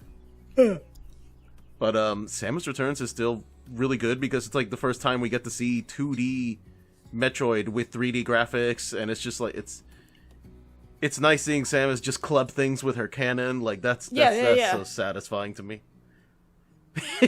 Nope, I don't play many Metroid games for just I don't like the game style of it or anything, but no, I would definitely agree with you because I've just heard good things with it. So would definitely also pick Star that Fox up. 64 3D is a super old 3DS game. It's the first 3DS game I bought. It is still good. Star Fox 64 3D is a really good remake of Star Fox 64. Well, because Star Fox 64 is already a really good game, so yes. Yes. I'm just throwing that out there. Like, you know, All you wanna play Star Fox 64 but better, but maybe you don't want to shell out for Star Fox Zero's strange control scheme. Yeah. I get it. Buy Star Fox 64 3D. Gotcha. KV, you probably have a big list. I do, but I will keep try it short and simple. I'll try to, yeah. So I'm gonna. I just noticed the two games I recommended are both remakes of older games. You just like remakes. I'm just gonna say I have two lists. One is you can still get these physical, but it'll probably be harder to get, and one is digital only. Physical, we mentioned Still Aglow earlier. Yes, pick that game up. It's very good. Additionally, other games I would recommend is Sushi Striker. There is a Switch version of this as well, but the controls on the Switch kind of suck. It is definitely a game that was designed for the 3DS, and it's better on that one, and it's really funny. Ever Oasis is also a fantastic game. It's from the same... the director or producer of it is the guy who initially created the Mana series, so it has a lot of inspiration from Secret of Mana or Trials of Mana in it, and it's really fun. I actually have Ever Oasis. I never finished it though. I would pick that one up. Let's see, any other physical ones I can think of. Well, Professor Layton versus Phoenix Wrights. That's probably easier to get digital at this point because it's a lot cheaper. So I'm going to add to that because that is on my list of games to get. There is probably no chance that will ever get ported at this point. You should definitely pick it up. It is a very good crossover game of like Layton and Phoenix Wright. Like if you don't know anything about either of them, play them. You'll still have a good time. If you know one of them, play it. You'll still have a good time. Just pick that up because that game is never going to be seen ever again because of the situation with Level 5 and also just copyright reasons. Because of I just thought of a two game. different things. Yeah? Kid Icarus Uprising. Yeah, that's a good one too. That's a good one. Yeah. Like, the control scheme is going to turn a lot of people off, and I get that. Like, whether you think it's good or not, it's kind of irrelevant. It's still hard to get into. Yeah. But the writing is so sharp and so funny. Like, just for that alone, and also because there's, like, 2 Kid Icarus games? There's 3. 3. Yeah, that one's on my radar too, but that one has the benefit of being released early in the 3DS lifespan, and is actually a game you can probably find for not too expensive at this point, so that shouldn't be as hard to come by. I imagine it has to be dirt cheap on the 3DS shop. Excuse me. On the other hand, the last my physical pile is WarioWare Gold. If you like the WarioWare series and you like kind of the classic, this is basically a best of. It is a fantastic game. It came out in 2018 for the 3DS, so not a lot of people probably picked it up. So it's probably going to... That came out even later than Samus Returns. Sushi Striker also came out in 2018. So yeah, no, there's... The 3DS still had support until at least 2019 because Kirby's Extra Epic Yarn came out in that year as well. Extra Epic Yarn I wouldn't recommend as much because you already have the original on the Wii, but yeah. Anyways, onto my non-physical pile, the ones you can only get digital only. Rhythm Heaven Mega Mix, technically is physical in Japan and Europe. Guess what the 3DS has? Region lock. So this is only digital in the US. So pick up Rhythm Heaven Megamix. It's the same devs as WarioWare. It's really fun if you like just kind of fun rhythm games. Or you just homebrew your 3DS to make it region free. Because that's a thing you can do. Anyway. We mentioned Attack of the Friday Monsters, Liberation Maiden. I haven't played either of those yet, but I've heard great things. Dylan actually has a trilogy of games. There's Dylan's Rolling Western, Dylan's Rolling Western, The Last Ranger, and Dylan's Dead Heat Breakers. Apparently the last one did actually have a physical release, but I'm sure it's probably harder to come by. I haven't been the first. It's always Dylan. harder to come by. Yeah, but it's been really fun. It is a fun tower defense game. The only thing that is probably hard to get into is that it has Kid Icarus Uprising controls. So, no. Get a stance. Otherwise, it's fantastic. Another game I've been playing kind of on the side is Pocket Card Jockey. It is the last good game made by Game Freak before they started going crazy. It is a solitaire game about racing horses. It's very silly. It sounds silly. And then, very last is there are 4 digital-only Kirby games. There's DDD's Drum Dash Deluxe, Kirby Fighters Deluxe, Kirby's Blow Up Blast, and Team Kirby Clash Deluxe. You can really skip Team Kirby Clash Deluxe because there's already a version of that on the Switch essentially. And Kirby Fighters Deluxe is nice for completionist sake, but there's Kirby Fighters 2 on the Switch, which is better. Blow Up Blast and Drum Dash Deluxe, though, highly recommend. Drum Dash Deluxe is a super fun rhythm game, and Blow Up Blast is basically the precursor to what we have with Kirby and the Forgotten Lands. So I feel like you liked the 3DS. Is that safe to say? Yes, because I have 2 last games to mention that are also HAL games that I don't believe have been released on any other system yet, which is the Box Boy trilogy. I wasn't super big on the first Box Boy game, but the last one, Bye Bye Box Boy, I have been playing, and that's a lot of fun as well. I see. Good. That is quite a list. Holy crap. Some of them I know, some of them I've never even heard of. Oh, This will be on the quiz. I forgot Harmonite. Will this be on the quiz? Harmonite is also a rhythm game. It's a rhythm platformer made by Game Freak, and it's really adorable. Game Freak seems to like rhythm games now. Okay. Things I'm learning about Game Freak today. They like horses and they like rhythm games. Got it. So, Taisa, you want to follow that up? Yeah. I'm gonna be super obvious, but, Capcom has a thing where they just only like to advertise the trilogy and the Greatest Attorney, and then they forget the other 2 games that they released, or there are 4 games they've released. 2 of which is Spirit of Justice and Dual Destinies, and right now, Whatever happened to Apollo Justice? You can still get Apollo Justice digitally on the 3DS. Can you? Yes. Okay. Wait, is it Japan only though? Nope, I looked it up and I almost thought about buying it. Okay. All right. Well, I would still think you should consider getting it because as far as I know, I don't even think maybe I'm wrong. They might be on the phone, but they hardly ever advertise Dual Justice, Spirit of Justice, and Dual Destinies, Spirit of Justice, and Apollo Justice. None of those are ever advertised off of Capcom. They always keep screaming the trilogy's on sale, and so definitely get those because they're definitely only digital only in the West for sure. Mm-hmm. And I don't know when they're ever going to port them to the Switch, if ever at all. So definitely get those. Obviously, the crossover is another one. Must get crossover at least because that one has a much lower chance of getting ported ever. And then there's also, if you like Rune Factory 4 or like Harvest Moon, those kind of aspects, something from Level 5, which I'm trying to remember the title of. Fantasy Life? Fantasy Life. Yes, that's a really good one. I definitely consider people picking that up if you really like Rune Factory aspect, where you're it's an RPG where you go to dungeons and beat up stuff, but also like you're growing a town basically. Okay. So Fantasy Life is very good, and I put a lot of hours in it. I think I finally beat it like months ago. Oh my god, it's good. I definitely recommend that. It's probably one of the like non-latent games I definitely could throw out. I never really got far or finished most of the yokai games, but I guess I'll just throw some yokai games anyway just to consider, because they are pretty good when I did play them. So definitely consider those. And then my last one, I guess. I don't know if it's much of a recommendation because, like, New Horizon is out, but honestly, I think Animal Crossing New Leaf is better. I like New Horizons, but I understand, yeah. New Leaf, you don't have to worry as much about that probably disappearing as easily, since it is a main first-party Nintendo game. It probably won't go on sale, but hey, you can still at least get a physical copy of that. I have a quick question, though, for you about Fantasy Life. What? Does that have a lot of DLC in it?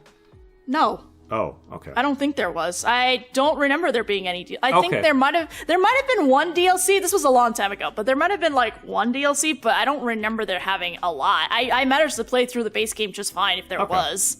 Because the only reason I brought that up because I was thinking, like, wait a minute, what about like all the Fire Emblem DLC? That's all gonna go away if the eShop too. Yeah, I guess I'll throw in I will throw in Fire Emblem Awakening because it's better than the one that came after it. If you like Fire Emblem and you never played Awakening, I mean that's the game that basically saved Fire Emblem. And if you never tried it, go for it because Awakening is pretty good. And yes, it does have a lot of DLC. So I'll throw in Echoes. Because I like guess, Echoes. I know. I think Oh yeah, Echoes is pretty good too. I agree with you on that. Definitely just skip over Fates, though. What was I gonna say? I think Final already said it, but yeah, both Project Cross Zones definitely pick that up because those are definitely never gonna get ported because more than likely, copyright reasons. Yeah, about that. They might be only able to buy the second one digitally because the first one got pulled off due to, copyright. Oh, that's pain. Honestly, that's probably for the best. The second one is better. Yeah, I guess I agree with that. I'll give you a hot take right now. I don't think Project Cross Zone 1 was that good. I didn't think it was amazing or anything, but I think you're like, if it's two, you might as well just play one kind of deal. Nah, it's more just like the main protagonists for Project Cross Zone 1 are an absolute chore to deal with. Aren't they still the same protagonist in two? Am I forgetting? Nope. Is my memory just all screwy-wooey right now? Nope. No, it's that, like, schoolgirl with the red hair and, like, her, like, staff-wielding detective guy. Oh, shit! You're right! Oh my god, Yeah, that's they so were long only ago. Completely referenced forgettable. in two. They were only referenced Oh my god, in that two. was so long ago. No wonder I don't remember. Absolutely, completely forgettable. Just skip right to 2. Oh, The only context you need for Project Cross Zone 2 is Namco X Capcom. And Segata Sanshiro. Yes. Oh, do I want to recommend Layton? Here's the thing, Layton is really weird because not all the Layton games are on the 3DS. They only have the last 2 on the 3DS, and then the rest are on phone. Like, I think... Did they ever? Curious Village is on the phone, so is Unwound Future. I don't know if the second game got to the phone, but I know those 2 are on the phone. But with where level 5 is right now in NA, because they don't have a branch here anymore, I don't know what's going to happen to the Layton series at this point. So, I don't know, I would consider getting Miracle Mask and Azran Legacy, because we don't know what's going to happen. I know they're, like, later in the series, but, like, they're still good games if you like puzzles and stuff like that, so pick those up, too. And I think that's all I have on my end. I think this is about a good time to start wrapping up. Yeah. I don't know. Sounds good to me. Yeah. I think that's we covered quite a bit on this, and like I said, this is kind of a testing ground for us right now to see how we feel about doing more of these. So, like again, as you can see, it's just a sit down talking about video games basically, and we would love to hear from you guys what you think about us having just pretty much just a casual conversation about video games, basically. I hope you guys here had fun with doing this, and I would love to do more of it in the future. Just, maybe fine-tune some stuff as we go along, too, so. Okay, before we go, hey, Final, where can people find you? Thank you, KV. Thank you. You can find me on the channel The Smartest Moron on YouTube, as well as on Twitter as well, though I had to shorten it a bit because, well, they can't fit my entire name. XTRSunburn on Twitch, YouTube, and Twitter, where I play games and have opinions. Yay! Wait, when do you guys stream? Okay, I don't know if Final has a schedule per se, but I know you do. I have a schedule on my on my Twitch page. Okay. It's there. It's Saturdays and Sundays. Okay. Well, you're on my channel right now, which is Taisa the Gamer on YouTube. I also have SDZ Gamer on Twitch, and I usually stream on Fridays and Saturdays. I do have other times I stream, but consistently Fridays and Saturdays is when I'm streaming a game, which at this time of the recording, I should be in the middle of doing Lost Judgment, which I'm super excited about going through because I love the Judgment series. I love, like, yeah, people always call it the spin-off because it's kind of like, technically... It's really not. It's in a Yakuza universe, but not really. Like it's very good as a standalone game, and I hope people don't sleep on this series because it's actually really good. So it's not really a spin-off. It's just different protagonists. People still treat it as just a sequel, like a side thing, not like an actual game. Because it's probably the title. Maybe. I don't know, but, like, it's a good game. I hope people, like, continue to pick up playing this, because, yeah, I do like the Yakuza series. I hope that continues, too, but it's nice to see the company move and try something different, I guess is the way to put it. So, that's what I'm doing right now on stream. I'm also on Twitter. None of my names are all connected, but it's Silent Drifter Z, but everyone always, like, knows me by that, so I'll stick links on there. And then KV. Oh, hi. I'm KirbyVolt. You can call me KV if you prefer. I am on Twitter as KirbyVolt, also on YouTube, and I'm on Twitch, but I rarely stream. I do Let's Plays on YouTube, and currently going through Kirby and the Forgotten Lands. Yay! Thank you, everyone, for sharing, and that was, I guess, our first episode of the Cafe Name Corner. pending. Name pending. Name pending. Vote now in the comments. The Please Cafe like Corner, and subscribe and leave comments. Name pending. The Cafe Corner name pending. Cafe Corner, name pending. That's a long name for it. Anyway, as I was saying, please like and subscribe and leave comments, because I definitely would like input about this particular setup that we're trying to do. So hopefully we'll get to do it again, and we'll see you guys next time in the next video, wherever that may be. Thank you. Bye. Later.